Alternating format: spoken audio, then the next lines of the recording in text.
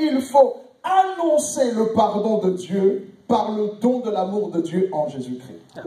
Il nous faut nécessairement, pour avoir la Pentecôte, vous savez, de nos jours, on parle de l'onction, mais il n'y a pas de conversion. On parle de puissance, mais il n'y a pas de transformation. Il doit y avoir quelque chose qui nous manque.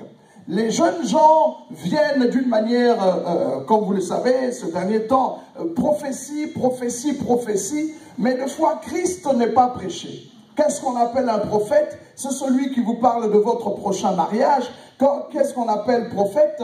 C'est celui qui vous parle des problèmes que vous avez dans la famille. Non, nous tous, nous devons toujours commencer par témoigner de Jésus-Christ. Annoncer le pardon de Dieu qui est par le don de l'amour de Dieu. Témoigner de Jésus veut dire quoi? Parler du mystère de son humilité. Il n'a pas regardé son égalité avec Dieu comme une proie arrachée. Le Christ s'est abaissé. Nous devons témoigner de son humilité, témoigner de son abaissement et témoigner de son élévation. Alléluia. Alléluia. Troisièmement, il nous faut proclamer la primauté de Christ. Le Christ est avant toute chose. Alléluia. Il est le premier-né d'entre tous, d'entre les morts. Il est le Fils de Dieu. Au commencement, c'est toujours lui. Nous devons établir, troisièmement, la primauté de Christ. Amen. Quatrièmement, très important pour moi, à mes yeux, il nous est nécessaire de célébrer Jésus-Christ à la droite du Père. Amen. Alléluia. Amen. Il faut célébrer, il faut pousser de cris de joie, nous réjouir parce que nous avons un souverain sacrificateur à la droite de Dieu. Amen. Oui, cinquièmement, nous devons exercer l'autorité qui est dans le nom de Jésus. Amen. Pas de peur dans les situations quelconques qui peuvent nous envahir.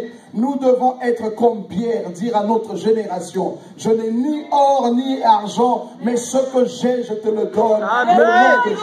Alléluia. Nous avons tendance à proposer beaucoup de choses à notre peuple. Quand quelqu'un est dans un besoin, nous lui disons, on va jeûner 3 jours, on va faire un jeûne d'Esther, on va faire un jeûne de Daniel. On propose beaucoup de rituels. Mets une offrande et tu auras ton miracle. Hier, j'étais au salon de coiffure et puis le coiffeur me pose une question en public. Il dit, pasteur, puisque toi tu es pasteur, dis-moi, il y avait une vingtaine de gens dans le salon, hein, et il me dit, j'ai un frère avec qui je suis, son pasteur à la fin de l'année lui a dit, cette année est une année de miracle, si tu vas avoir ton miracle, viens semer à l'autel. Et le garçon a fait cela, il s'attendait à avoir une faveur de Dieu, et pendant une année, il n'a rien eu. L'année d'après, toujours, vous savez comment nous faisons au réveillon, et le pasteur s'est mis encore à dire, cette année est une année de miracle. Le jeune homme est venu avec son argent. Le pasteur allait mettre ses mains sur lui et dit, non pasteur, ce que tu m'as dit l'année passée, Dieu n'a pas encore fait. Je prends juste mon offrande, mais ne me dis rien d'autre. Vous voyez?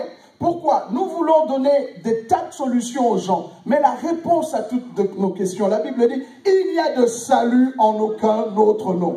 Donnons Jésus sérieusement. Donnons le nom de Jésus avec puissance et je crois que nous aurons des belles Pentecôtes. Alléluia. Alléluia. Et expliquons, attestons la domination de Jésus au-dessus de tout nom qui peut se nommer. Et septièmement, je pense qu'il est nécessaire pour nous de manifester la gloire de Dieu. Amen. De ne pas s'attendre à ce que la réponse vienne du ciel. Pour ma part, j'ai toujours pensé que la puissance avec laquelle l'Église doit agir n'est pas au ciel. Parce que le Christ a tout donné à son Église. Alléluia. Alléluia. Si on peut acclamer le Seigneur. Alléluia.